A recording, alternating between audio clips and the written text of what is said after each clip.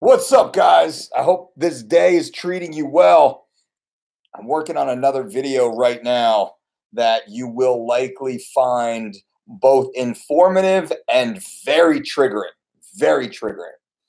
I wanted to get a video out today, though, for you guys, so I figured I'd do a little story time. Story time with Uncle Mike, and those of you seem to have liked the entitled athlete stories that I share from time to time.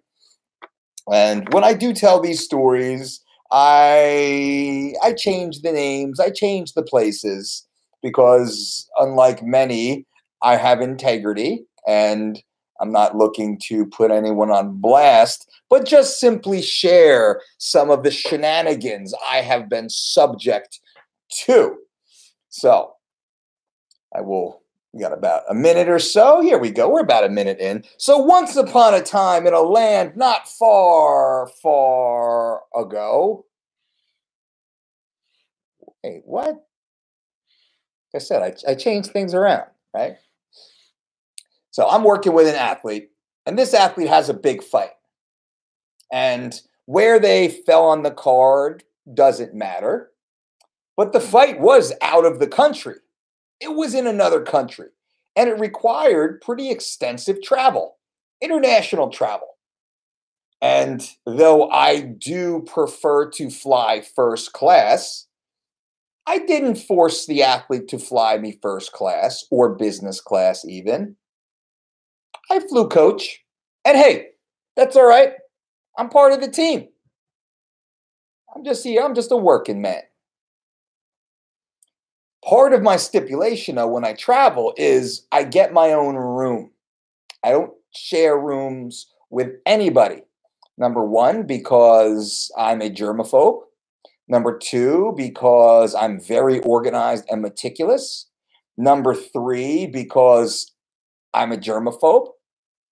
Number four, because I'm a grown-ass man that has no reason to share a toilet with anyone.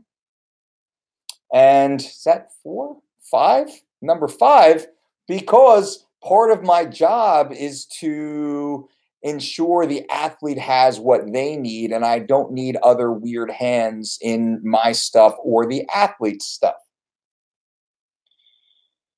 So that's the athlete's responsibility. And the UFC gives the athlete multiple rooms, usually a minimum of 2 rooms. But I know UFC athletes that they get 3 and 4 rooms.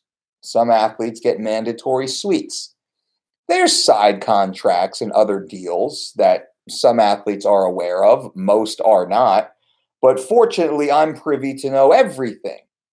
I've worked with all of them, from the main event down to the first fight on Fight Pass, happily.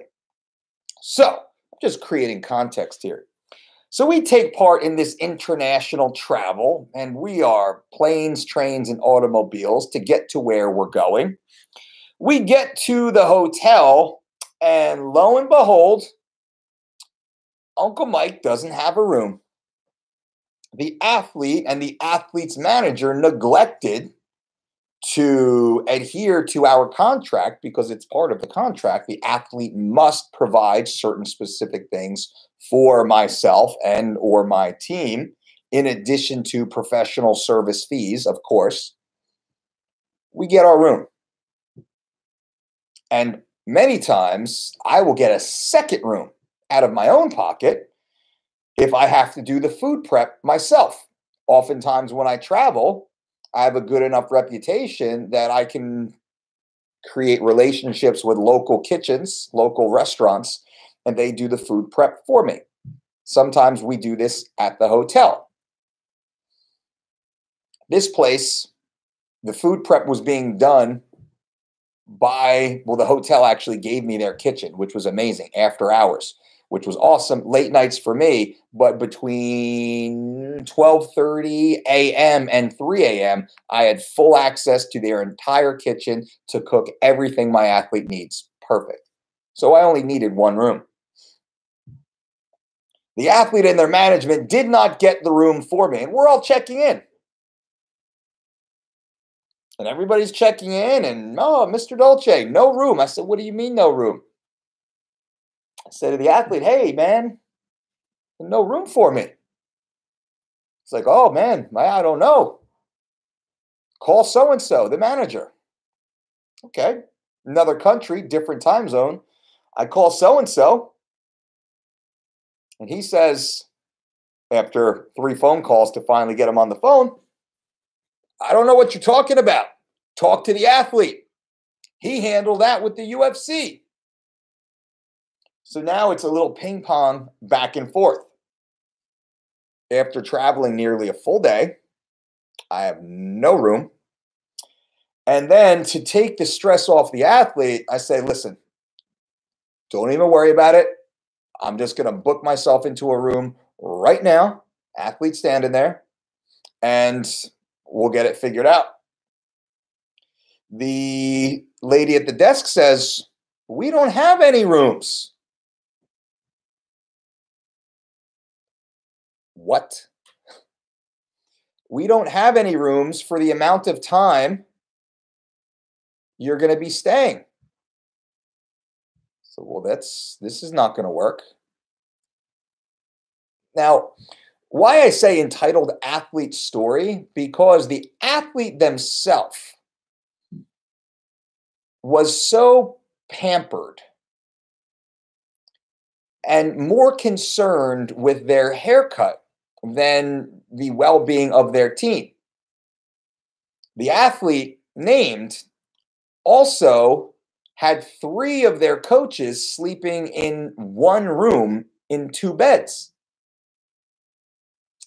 Mind you, that's not uncommon for fighters, but for professionals, it's ridiculous to live for a week in a, I don't know, 16 by 16 room with 2 beds and 1 toilet for 3 grown-ass men. I felt bad for those coaches. Now, I was annoyed and tired and just bothered. That's why typically when I travel, I book everything and I invoice. I'm going to book my airfare. I'm going to book my room. I'm going to book everything, and I'm going to bill you. Give me a do not exceed number. Fine, whatever. I'm going to book it, and there we go. Because this is, I mean, I'm efficient. I'm organized, and I'm a grown-ass man. I'm an adult. This athlete, and I'm trying to be careful in the terms that I use to not disclose who they were, because that really doesn't matter. It's just an entitled athlete.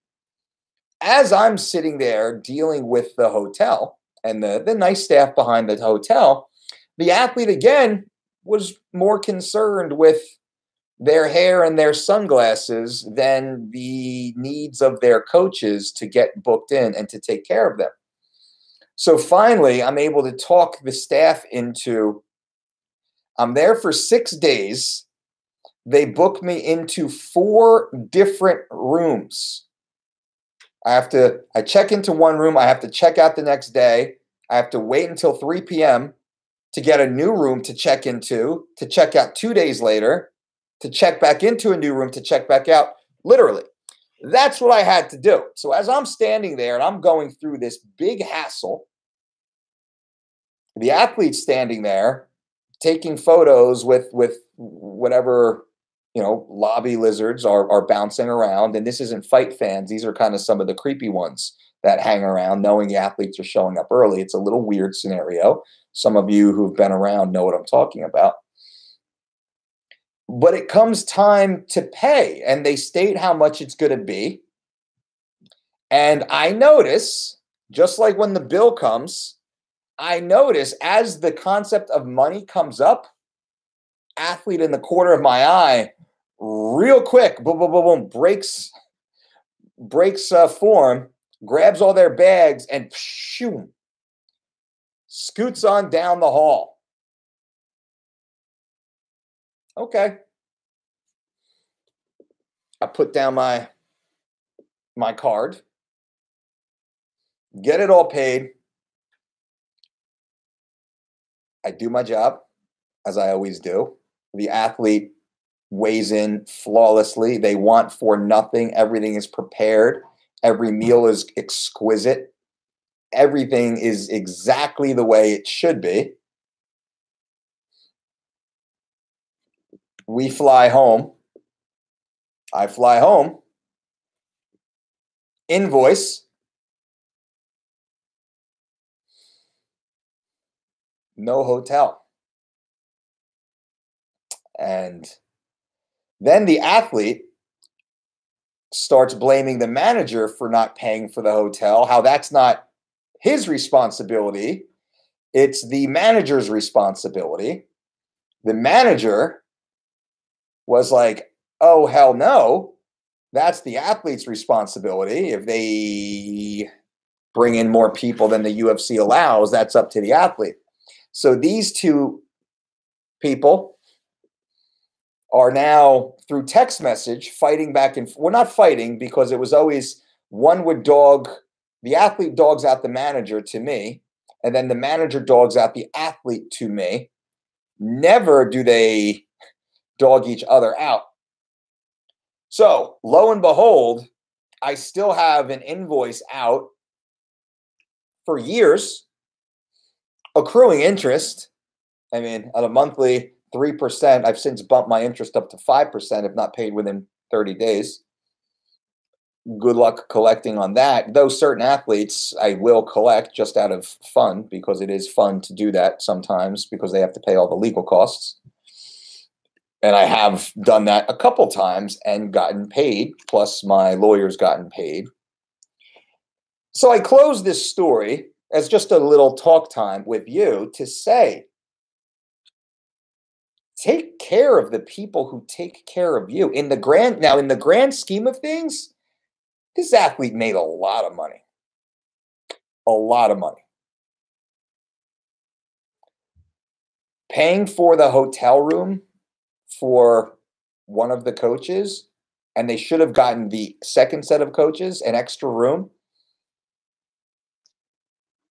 would have been, I believe, approximately less than 1%. It would have cost less than 1% of the total amount that they made to make sure that their team, their coaches were well taken care of. But the lack of honor, she had like 3 cocktails. Where is she? Where is he? He ordered a fucking surf and turf. Where is that asshole? Everybody else got burgers and they're gone. You know who those people are. And unfortunately, some of those people are actually professional athletes too, and they do the same thing. Now, as we fast forward, I believe karma's a big thing. And we could say that karma has certainly interceded with this individual or other. And needless to say, that was, I mean, you screw me once, dude, whatever, your karma, I'm out, peace. Never work with the athlete again after that scenario. I don't care. The couple dollars that it was in the grand scheme of things for the athlete pales in comparison to how it tarnishes their reputation. Here I am making a video about it. And you probably, now you might think, I know for sure. You probably don't. And there's athletes that I've worked with that you don't even know I've worked with. There's a lot of athletes I've worked with that have never been publicized. Never been publicized. And some athletes I've worked with, I've never walked the stage with. Some athletes I've worked with, I've been there, and it just wasn't, you don't know. So this athlete you might or might not know. If you're guessing, you're probably guessing wrong. They're a big athlete, a well-known athlete that was making large paydays. And this would have been less than 1% of their purse. Now, moral of the story, once again, you take care of the people who take care of you. You take care of them. You go above and beyond, especially when it's a part of your business, especially when it's your reputation. Now, if someone does you wrong, F them. But when someone only does you right, and it's not just me, because there's other coaches on their team that, salty too, because they got screwed, not getting paid for holding pads all camp. That check was supposed to come. Now you're talking pennies on the dollar. Not getting the bonus that they were promised for, certain things to happen during camp. Nope. Didn't happen. So that's my entitled athlete story, and I hope that it was entertaining, if nothing else. Let me answer a couple questions here for you guys. You have questions? Let me see. Gregory John says, so what happened with Johnny Hendricks and Thiago Alves? Well, with Johnny Hendricks, it became clear after we won the world title. Now, mind you, I believe I worked 7 fights with Johnny Hendricks. Never did Johnny Hendricks ever miss weight, ever with us. Never miss weight. And we won the UFC world title together. Okay, we lost a split decision to George St. Pierre, to which most of the world felt we won, including 11 out of 12 of the journalists from all the major media outlets sitting cage side. All felt Johnny Hendricks won that fight. I felt he won that fight. And people in George's camp felt he won that fight. Regardless, I'm very proud of the work I was able to do alongside Johnny Hendricks. But as his career progressed and as his fame and finances increased, it became less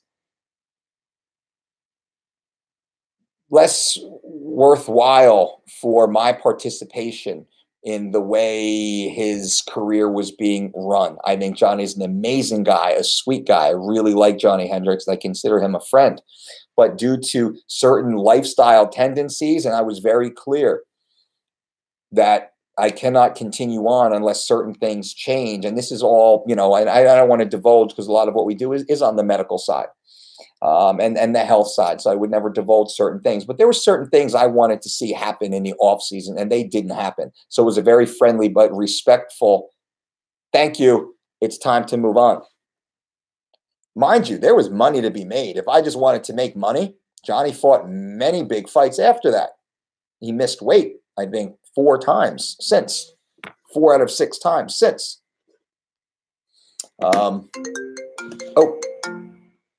Sorry about that. Sorry about that. Phone's blowing up. Let me think. And Thiago Alves, well, that's a whole nother story to which I might cover one day.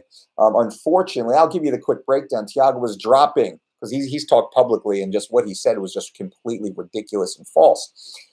So he was dropping the 155. I begged him for nearly a year to buy into the meal plan to get his weight down early, and he did not. He would yes me to death and never did what needed to be done to get his weight down early, like a year in advance, 6 months in advance, 3 months in advance. Didn't do anything. So finally, it's training camp time, and I said, listen, this is what has to be done. Comprehensive blood work, DEXA scan, got all that information. Myself, 2 of our dietitians, 1 of our exercise physiologists, we all sat down, and over 2 days, we pined over the data, and we said, listen, this isn't going to work. This is what has to be done in order for you to make weight. And we sent a multi-page report to him and his team. 8 people it went out to. Nobody responded back. We resent it again. Nobody responded back. On the phone with him, he said, don't worry about it, bro. I got it. So, no, man, you don't. I'm good. I'm good. I'll be all right. No, buddy, you won't. This is science. This is what you weigh. This is your body mass. This is your intracellular, your extracellular water. Literally, you cannot tough your way through this. This is science.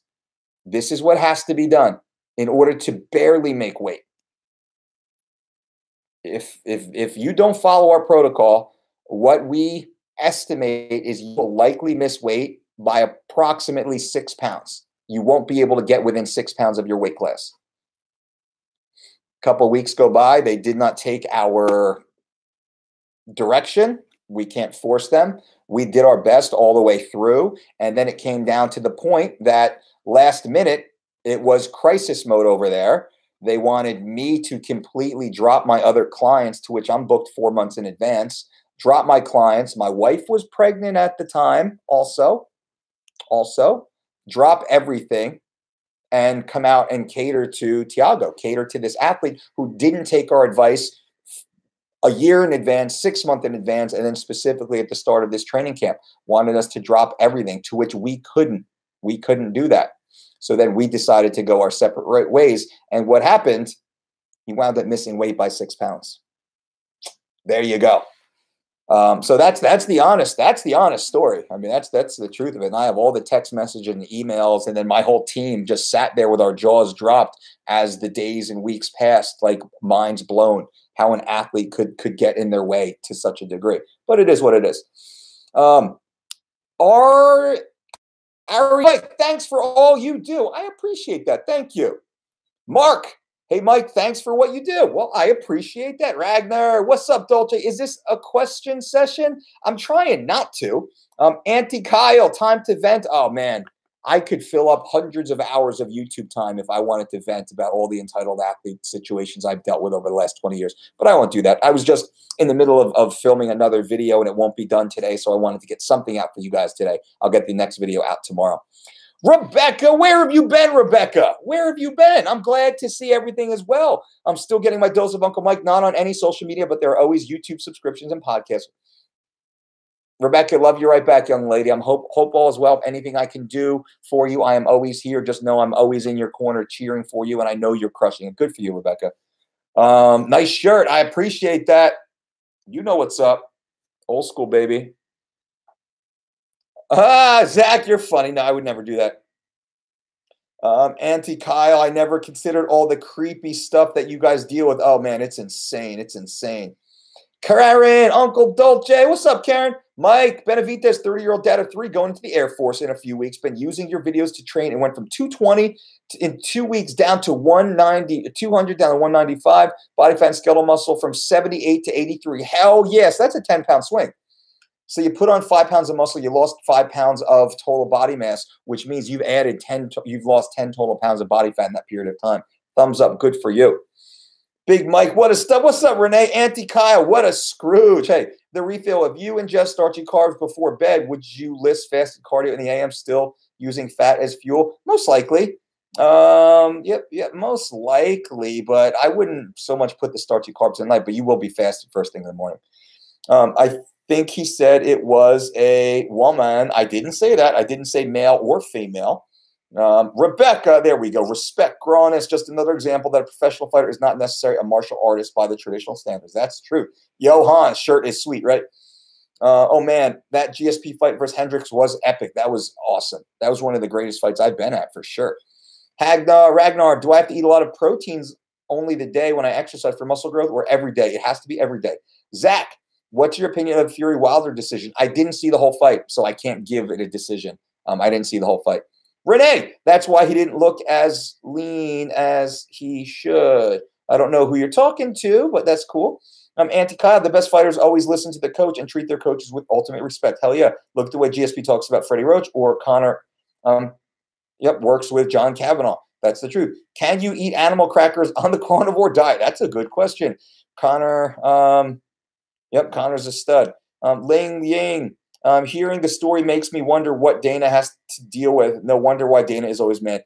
Yeah, a lot of shit's always talked about Dana White, and it is what it is. But I know for a fact he deals with a lot of fucking bullshit. Could you imagine dealing with those entitled athletes and then the managers and all the sharks that swim around? Now, some athletes are absolutely amazing, and a few managers are amazing also.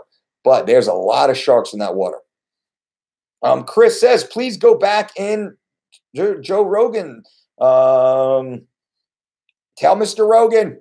You let him know. You let him know. Tell Mr. Rogan Uncle Mike's got a lot to say. Let's get this weight cutting thing done right. Let's teach the world how to actually lose weight properly, and we'll get it going. Can we get a Dolce banner hanging in the garage gym? Yes, you can. Also, any exercise besides the obvious that can be done using the weighted dip belt. I like hip squats, belt squats. Weighted dip belt, get 2 plyo boxes side by side, and kind of like you got a big old ball bag swinging between your legs. Those squats are absolutely great. Chin-ups are awesome for sure. Auntie, are you saying some guys just don't listen? Hell yeah, that's the truth.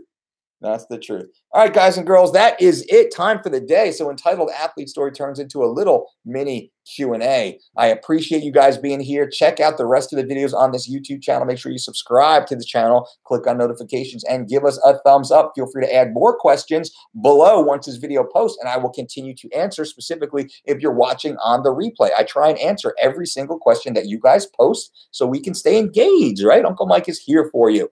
Until next time, boom.